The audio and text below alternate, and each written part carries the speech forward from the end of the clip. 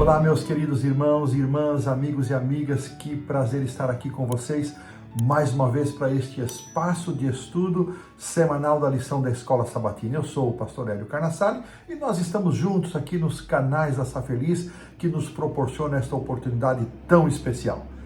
Chegamos à lição de número 3 deste terceiro trimestre de 2025. Eu espero que sejamos ricamente abençoados ao mais uma vez abrimos a palavra de Deus. Título da lição: Começo Difícil. Vamos estudar aqui os capítulos 5, 6 e os primeiros versos do capítulo 7 do livro de Êxodo. E eu sempre tenho feito isso antes da nossa oração, lembrar você que você pode se inscrever nesse link que aparece aí na tela. E quando você se inscreve nesse link, você vai receber as informações, as notícias e novidades da Sá Feliz. Você vai receber também o acesso direto ao estudo da lição e vai poder fazer seus comentários, postar seus pedidos de oração e, de forma muito especial, você também poderá compartilhar esse conteúdo com pessoas que de outra maneira não receberiam essa mensagem, esse conteúdo. Que Deus possa nos abençoar, que sejamos todos missionários, compartilhadores da lição da Escola Sabatina. Convido você a curvar sua fronte para juntos pedirmos a bênção e a direção de Deus neste estudo. Senhor Deus, Pai nosso, graças te damos por tuas bênçãos, cuidados e proteção. Abençoa-nos agora ao iniciarmos o estudo da lição, seja as pessoas que acompanharão o resumão, seja aquelas que entrarão dia após dia, que todos sejamos abençoados e recebamos sabedoria vinda do alto, para que o Santo Espírito nos guie para conhecer a tua vontade e nos conceda disposição para praticar aquilo que o Senhor tem revelado. Abençoa-nos, portanto, Pai. Oramos agradecidos em nome do Senhor Jesus. Amém. Começo difícil, eu já mencionei ao título da lição. O verso para memorizar encontra-se nos dois primeiros versos do capítulo 5, o primeiro que vamos estudar aqui nesta semana, e diz assim: Depois Moisés e Arão foram e disseram a Faraó: Assim diz o Senhor Deus de Israel: Deixe o meu povo ir para que me celebre uma festa no deserto. Faraó respondeu: Quem é o Senhor, para que eu ouça a sua voz e deixe Israel ir? Não conheço o Senhor e não deixarei Israel ir. Nós vamos voltar a esse estudo logo, imediatamente aqui na lição do domingo. A lição começa dizendo que muitos acreditam que ao decidir seguir a Deus, obedecer os seus mandamentos, cumprir a sua vontade, vão experimentar só alegria, felicidade e sucesso. No entanto, esse não é o caso. Graças a Deus que nós temos a Bíblia como fonte de revelação, que nos mostra as situações e condições e apertos, sofrimento, provações que passaram estes servos e servas de Deus que aceitaram o chamado do Senhor. Moisés é um exemplo, mas podemos citar outros como Isaías no final da vida, o profeta Jeremias e tantos outros que enfrentaram muitas dificuldades. É certo que aqueles que confiam em Deus e entregam sua vida vão enfrentar provações. No entanto, quando as tentações e as provações chegam, pela graça do Senhor, pela bênção do Espírito Santo, se nós formos perseverantes e perseverarmos, lembrando que a perseverança, a longanimidade é um fruto do Espírito, é uma bênção de Deus na nossa vida, nós experimentaremos, nós testemunharemos as soluções que Deus providencia para cada situação. Às vezes o conceito de tempo pode ser que para uns o agir de Deus esteja demorando, para outros Deus age imediatamente. O fato é que Deus está atento e no tempo certo, no tempo dele, ele vai interferir. O tema do estudo desta semana é Moisés, mais uma vez agora lá no Egito, recebendo a ordem de tirar o povo, de ir a Faraó para a libertação do povo de Israel. Vamos ver todos os desdobramentos que esses primeiros contatos trouxeram para ele próprio, para Arão e para o povo. Vamos lembrar que nós estamos, o relacionamento de Moisés com o Faraó, estamos falando de Tutimés III, o Faraó do Êxodo. Vamos lembrar que Tutimés I foi o pai de Hatshepsut, a mãe adotiva de Moisés. Entre o Tutimés I e o Tutmés III, ainda teve o Tutmés II, que reinou por apenas 4 anos. E por um tempo, Hatshepsut foi a regente, foi rainha, juntamente com Tutmés III, porque ele foi colocado no trono ainda bem jovem, bem moço, com 2 anos, para impedir que Moisés assumisse o trono. Então nós temos aí um cenário de disputas familiares que certamente vão acirrar esse embate. Vamos ver nessa lição vários encontros e diálogos, e vamos ver também as promessas divinas e a atuação divina nos momentos mais difíceis. Lembrando que um detalhe mais, que a diferença de idade entre Moisés e Tutmés III era de 24 anos. Quando ele é colocado no trono, aos 2 anos, Moisés estava com 26. 14 anos mais tarde, Moisés fugiu, e quando então Moisés volta para libertar Israel, este Tutmés III estava agora com a idade de 56 anos e Moisés com a idade de 80 anos. Vamos ver então os embates e esses diálogos que marcam a lição desta semana, e desta maneira pomos um ponto final na lição do sábado à tarde. Avançando para o domingo, a lição traz como título: Quem é o Senhor? Uma frase pronunciada por Faraó que acabamos de ver aqui no verso para memorizar. Deus ordenou que Faraó deixasse o seu povo ir.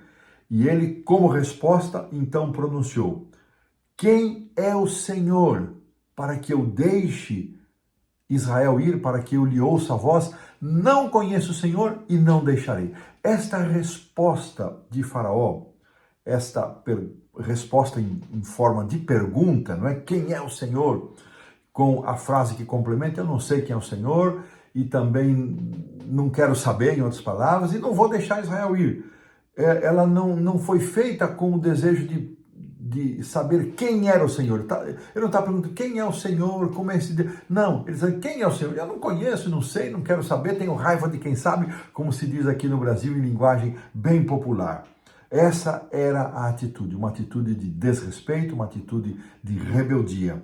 E o autor faz uma pergunta: quantas pessoas ao longo da história não tiveram atitude semelhante? E mesmo hoje, quantas pessoas, muitas vezes com quem temos a intenção de estudar a Bíblia, de compartilhar mensagem, respondem: não tem interesse, não quero saber, não estou nem aí. Essa é a resposta. O Egito, tendo Faraó como rei, representa um poder que nega a presença e a autoridade de Deus, que se opõe a Deus, à sua palavra e ao seu povo. Olha que simbolismo para nós refletirmos e avaliarmos. Então, o Egito, tendo Faraó como rei, esse Tutmés III, que por muitos é considerado o Napoleão do Egito, um dos mais importantes faraós de toda a história egípcia, especialmente por suas conquistas em guerra. Este homem e o seu tempo, e o seu trono, e o seu reinado representam todos aqueles que se rebelam contra Deus, que não querem conhecer a Deus. Ao dizer: não deixarei Israel ir, ele demonstra, ele revela toda a sua indisposição, toda a sua rebelião contra Deus, destacando desta maneira o Egito como um símbolo de tudo aquilo que nega a Deus, que rejeita a existência de Deus e rejeita a sua soberania e a sua autoridade. Olha que simbolismo interessante.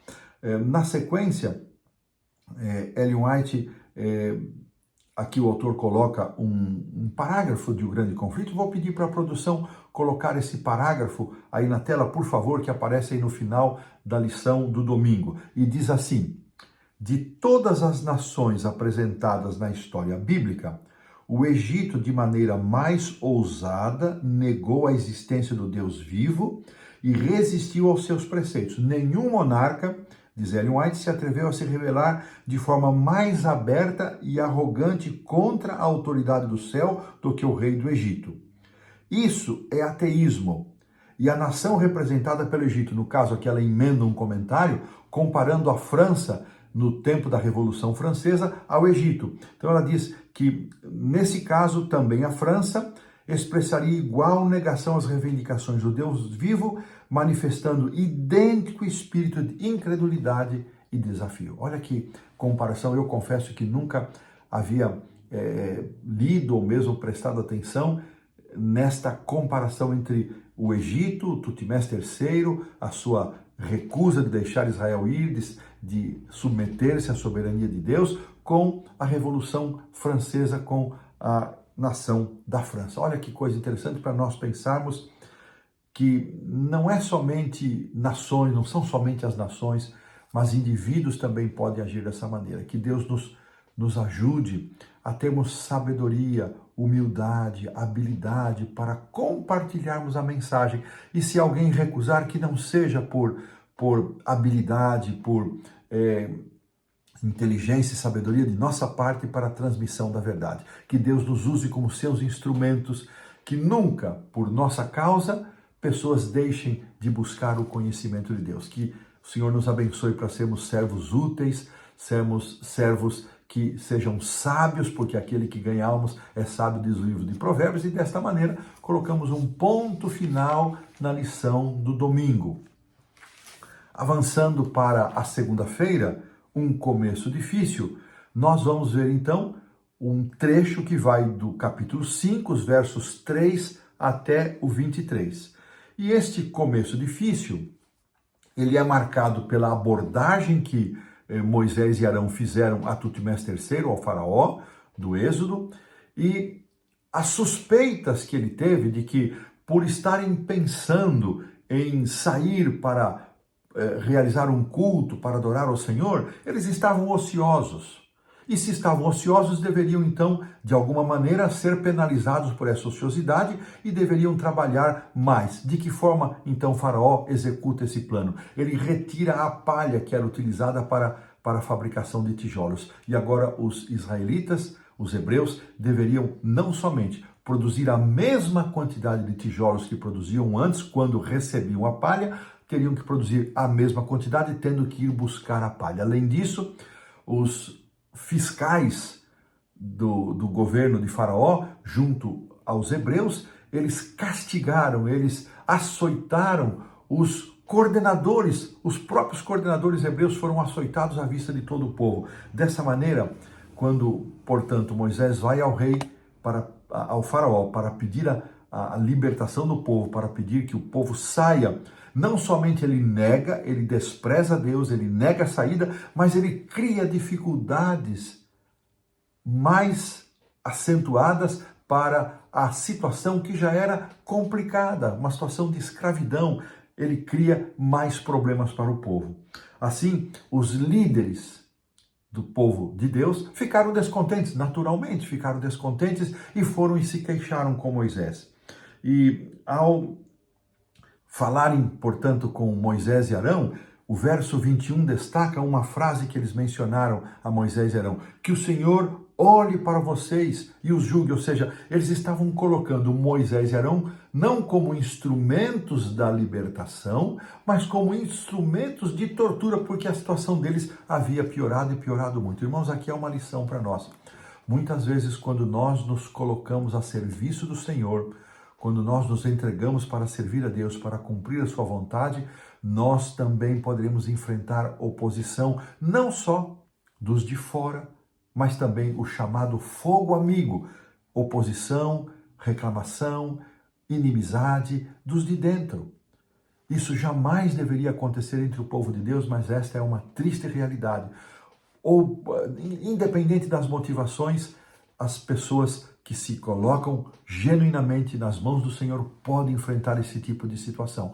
E com base neste exemplo de Moisés e Arão, por aquilo que eles passaram, todas as vezes que nós estamos servindo a Deus e formos alvos de críticas, de pesadas críticas, de inveja ou de qualquer outra atitude, que nós façamos como Moisés, busquemos a Deus, coloquemos o assunto nas mãos de Deus e esperemos no Senhor a solução que Ele certamente dará. E desta maneira, estamos pondo um ponto final na lição da segunda-feira.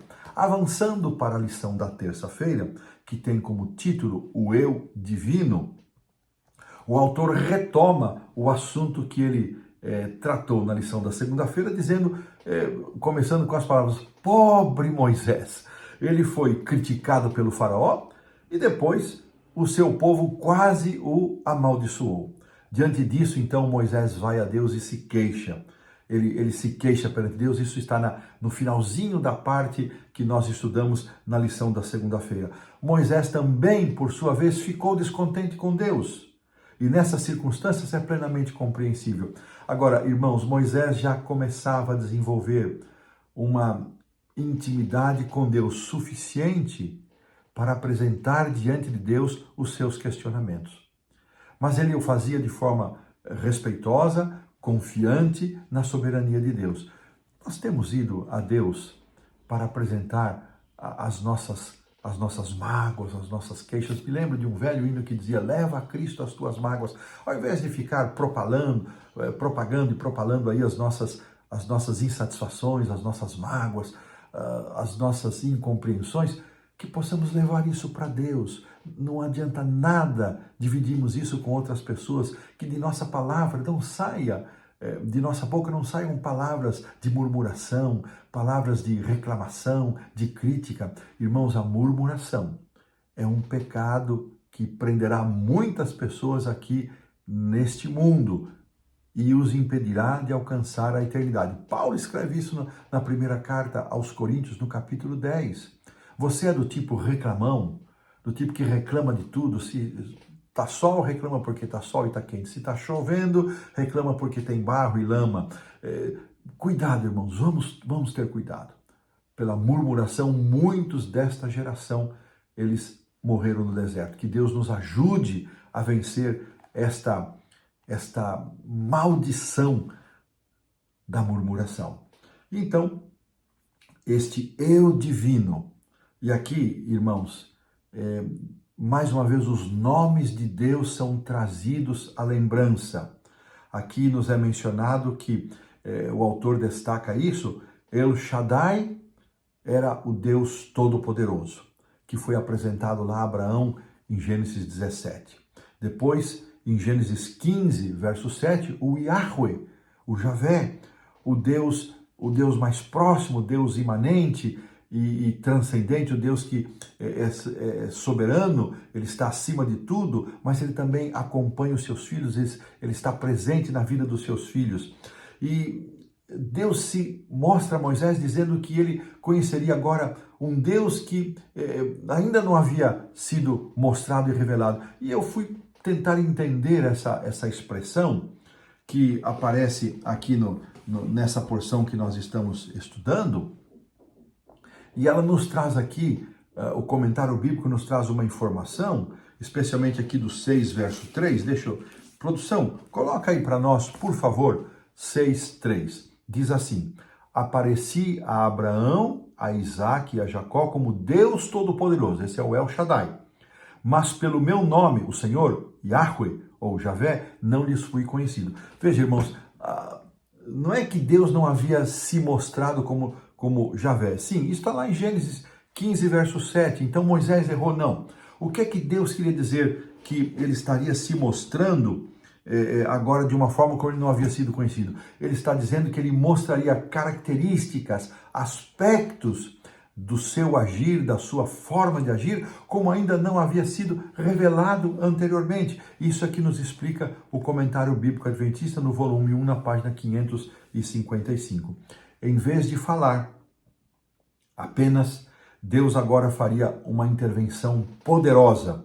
E aqui, nesse trecho que foi separado para a lição da terça-feira, os versículos finais do capítulo 5 e os versículos iniciais do capítulo 6 até o verso 8, Deus relembra a Moisés 6 fatos importantes que a lição destaca.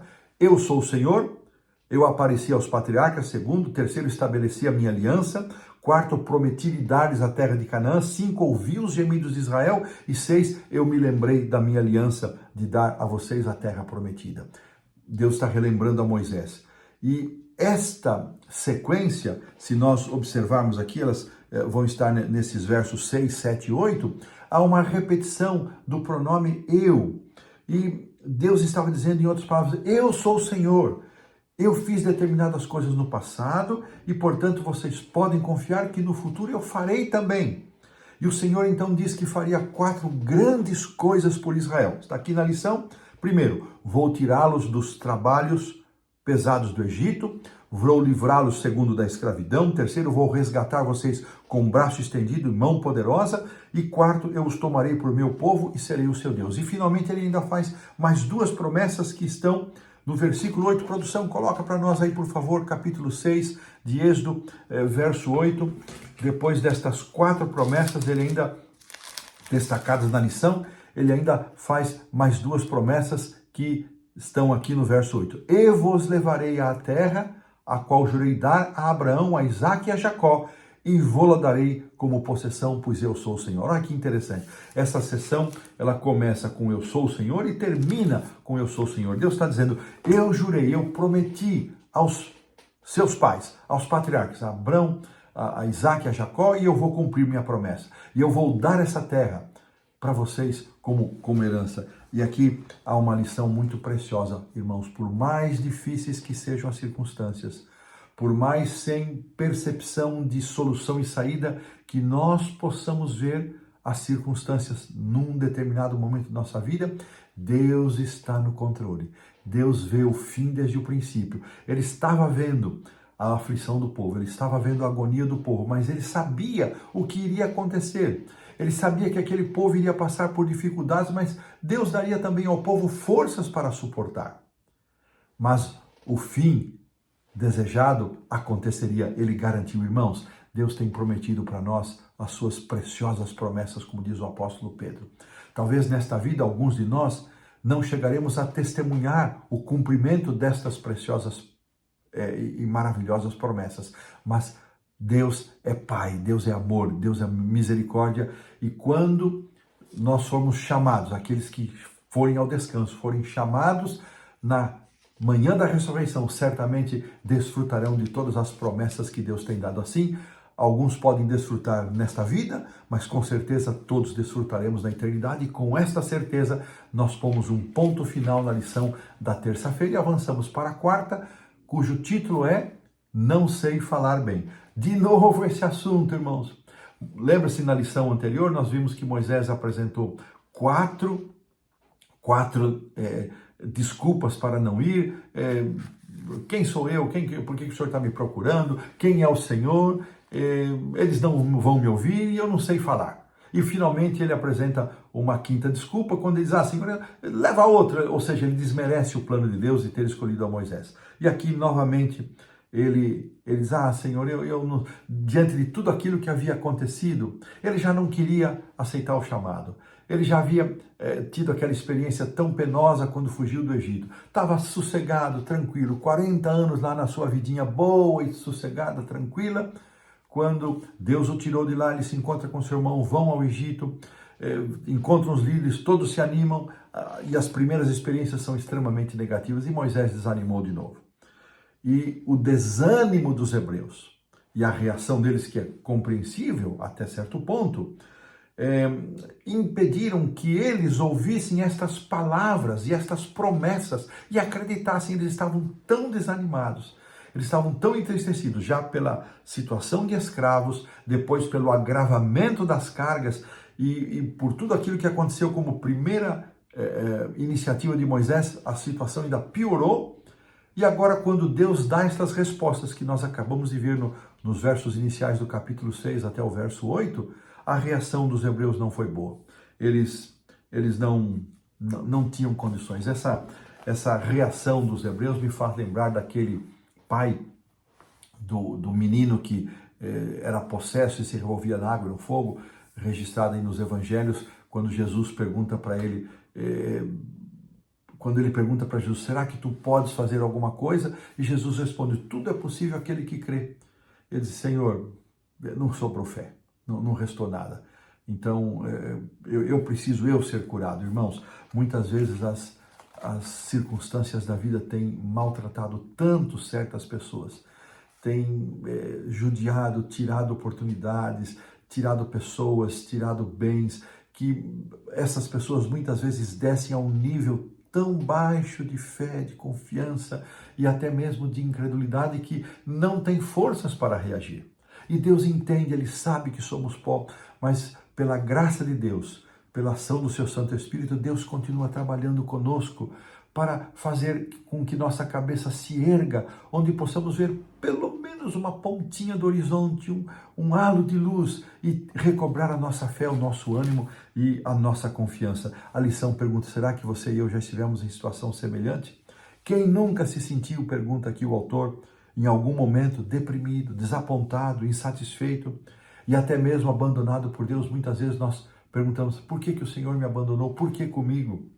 Então o autor aqui, o Dr. Moscala, ele introduz aqui um pensamento de um dos salmos, o Salmo 73, de autoria de Asaf, quando ele está muito entristecido por ver a prosperidade dos ímpios em contrapartida dos sofrimentos dos justos. E ele cita aqui os versos 23 a 26. Vou pedir para a produção colocar aí, para que nós possamos ler juntos essas lindas palavras de Asaf, que se encaixam perfeitamente nesse contexto, e diz assim: contudo, sempre estou contigo. Tomas a minha mão direita e me sustens. Tu me diriges com o teu conselho e depois me receberás com honras. A quem tenho no céu senão a ti? Não há ninguém na terra que eu deseje mais do que a ti. O meu corpo e o meu coração poderão fraquejar, mas Deus é a rocha do meu coração e a minha herança para sempre. Que testemunho lindo, que versos maravilhosos de Asaf, que passava por uma situação complicada, mas faz essa declaração, que sejam estas palavras as minhas palavras, as suas palavras. O meu corpo e o meu coração podem fraquejar, podem desfalecer, mas Deus é a rocha do meu coração e a minha herança. Que Deus seja a nossa rocha, a nossa herança.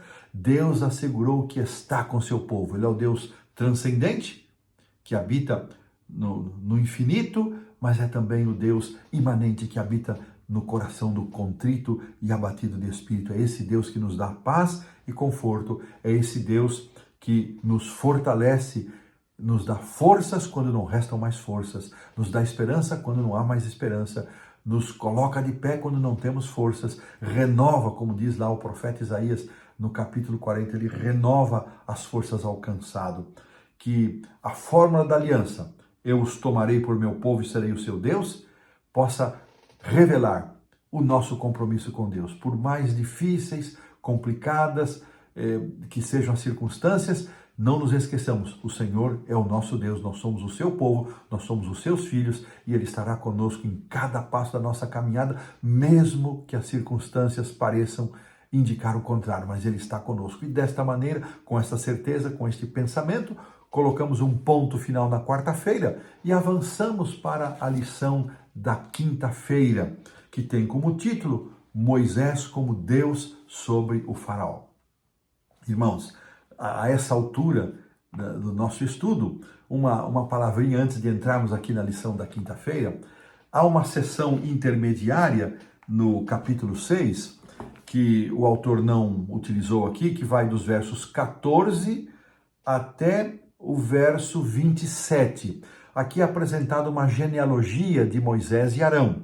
E é interessante que no 6, versículo 20, pela primeira vez vai aparecer o nome dos pais de Moisés. Amrão tomou a mulher Joquebede, a sua tia, e lhe deu Arão e Moisés, e aqui dizendo que os anos da vida de Amrão foram 130. E também no verso 23 aparece o nome da esposa de Arão. Ele tomou a Eliseba, filha de Aminadab, e esta então lhe deu à luz Nadab, Abiú, Eleazar e Tamar. Então este registro aqui numa sessão intermediária que o autor não comentou, e só mesmo como um ponto de afirmação, especialmente a declaração dos pais de Moisés e a mãe de Moisés, que é uma pessoa, nós já mencionamos isso, que merece, os seus pais merecem todo o nosso respeito, como exemplo de pais piedosos que prepararam Moisés para viver de forma fiel a Deus, mesmo estando em contato com toda aquela cultura, com todo aquele cenário de idolatria, Moisés permaneceu fiel. Então agora, vindo para os versos 28 a 30 do capítulo 6 e os versos iniciais do capítulo 7, os versos 1 a 7, então nós vamos recuperar aqui relembrar um momento muito interessante, e o autor ele inicia dizendo que Deus então se apresenta a Moisés como Yahweh, o que significa Ele é eu sou o seu Deus pessoal, o Deus próximo do meu povo, o Deus que faz aliança. Esse é o Yahweh, esse Deus imanente que está presente conosco, é também o Deus transcendente que está acima e fora de nós. É este Deus, é com esta característica que Deus agora fala com Moisés. E diante da falta de confiança de Moisés, ele mais uma vez apresenta a objeção, o verso 30. Vamos ver aqui, produção, mais uma vez, verso 30, por favor. Respondeu Moisés na presença do Senhor: eu não sei falar bem, como, pois, me ouvirá Faraó? Ele está repetindo aqui o argumento que ele havia usado lá no capítulo 4. E é interessante que o comentário bíblico de Andrews, que aparece aqui na lição, ele diz que a expressão Arau Sefataim, ela literalmente, onde Moisés diz aqui, eu não sei falar bem, essa expressão Arau Sefataim, ela representa lábios incircuncisos, que é usada para expressar falta de habilidade para se comunicar de Moisés, e ela também é encontrada em capítulo 4, verso 10, onde Moisés menciona: eu sou pesado de boca. Interessante, irmão, estava pensando nisso. Moisés usou esta desculpa para não cumprir sua tarefa. Na verdade, ele queria fugir.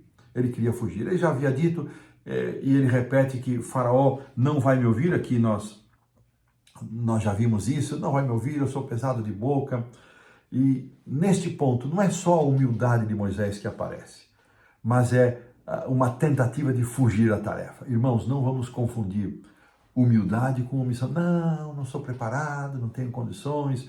Quando somos chamados e existe evidências de que esse chamado venha de Deus por meio da igreja ou por outros instrumentos, você não, tem outros melhores, tem quem. Isso não é humildade, isso é omissão. E Deus, ele repreendeu a Moisés por causa disso. Irmãos, uma outra coisa, há muitas pessoas que são pesados de língua, pesados de boca, ou seja, usam as palavras muitas vezes para dizer a verdade, e a verdade é uma bênção, a franqueza é uma bênção, e algumas pessoas até dizem: olha, me perdoe por minha franqueza. Irmãos, não devemos nunca pedir perdão por sermos francos. Agora, franqueza, verdade não nos dá o direito de maltratar as pessoas com a dureza da nossa língua. Peçamos a Deus habilidade, tato, doçura para falar com as pessoas. Eu sei que para pessoas que tiveram uma criação mais forte, mais violenta, isso se torna um desafio, mas o Espírito Santo pode fazer essa transformação. É você uma pessoa pesada de língua, você com suas palavras mesmo dizendo a verdade, você costuma ferir as pessoas? Irmãos, se alguém é perfeito, diz Tiago, ele não tropeça em palavras. Nenhum de nós está nesse patamar, mas Deus pode nos ajudar a melhorar e a progredir. E aqui acontece então uma coisa: na sua misericórdia, Deus providenciou Arão. E aqui é muito interessante a forma como Deus diz: olha, Moisés, você vai ser como Deus. E Arão como um profeta que vai transmitir a mensagem que eu lhe entregar, você transmite para Arão e Arão para o faraó. E aqui o autor faz um comentário dizendo que esse relato ele apresenta uma excelente definição, uma ilustração muito boa, muito interessante de como deve operar um profeta, um porta-voz de Deus que transmite e interpreta, que recebe e transmite a palavra de Deus ao seu povo. Assim, Moisés, como Moisés falou a Arão, e este anunciou a Faraó, Deus se comunicou conosco por meio dos profetas, os profetas canônicos que atuaram para a composição da Bíblia e por meio da manifestação moderna do dom profético que se manifestou na vida, obra e ministério de Ellen White. Que bênção para nós! Muitas vezes essas mensagens eram transmitidas oralmente, outras vezes por escrito, mas Deus utilizou este recurso como uma forma de revelar-se ao seu povo, e nós, como seus filhos, devemos prestar atenção no conteúdo da sua revelação. Deus ainda faz mais uma advertência a Moisés de que os encontros com o Faraó não seriam fáceis. Irmãos, Deus não nos chama para facilidades. Deus nos chama para cumprirmos muitas vezes tarefas que nos são penosas, nos são extremamente desafiadoras, que nos põem em sofrimento. Mas Deus estará conosco. Ele vai conosco em qualquer circunstância. No entanto, Deus afirmou, o resultado seria positivo. Verso 5 do capítulo 7. Produção, por favor, coloca aí, olha que promessa linda. 7:5. Saberão os egípcios que eu sou o Senhor, quando estenderam a mão sobre o Egito e tirar do meio deles os filhos de Israel. Deus havia garantido, vai ser difícil, o caminho não vai ser fácil, haverá problemas, muita dificuldade, mas ao final, os egípcios saberão que eu sou o Senhor e eu tirarei o povo. Irmãos, se na nossa caminhada está difícil, está complicado para você, Deus, no Salmo 23, é sempre uma ilustração que eu amo, e vez por outra eu tenho repetido aqui. A nossa vida cristã não é feita só de pastos verdejantes, águas tranquilas, veredas de justiça. Ela também é feita de vales sombrios e muitas vezes vales sombrios e de morte.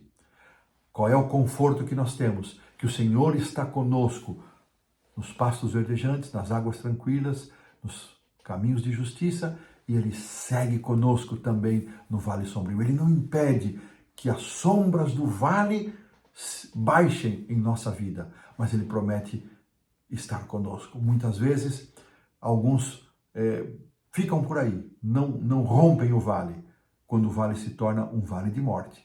Mas o primeiro verso depois é a mesa estendida. E eu gosto de dizer que sempre depois de um vale sombrio existe uma mesa posta, existe uma mesa preparada.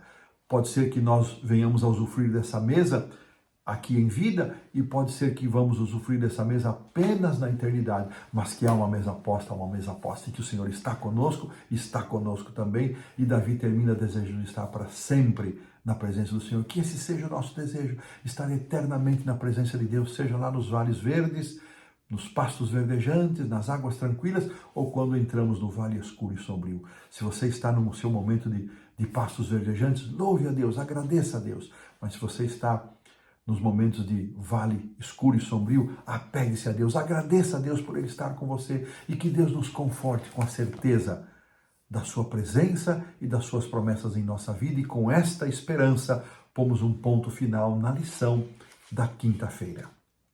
Avançamos então para o estudo adicional. Aqui há 2 parágrafos relacionados ao início do capítulo 5, parágrafos de Ellen White, do Patriarcas e Profetas, e o Ellen White destaca os aspectos que nós já vimos, e ela mostra como foi difícil para Moisés, para Arão, para o povo, aquele início da chegada de Moisés, da ida a Faraó, e como houve sofrimento, e ela reafirma essa compreensão que nós já vimos com bastante detalhes ao longo da lição. E eu quero destacar das perguntas para a consideração, a pergunta 1 que diz assim: atendendo ao chamado de Deus, será que você e eu já enfrentamos pelo menos algum tipo de dificuldade no começo, ao longo do caminho?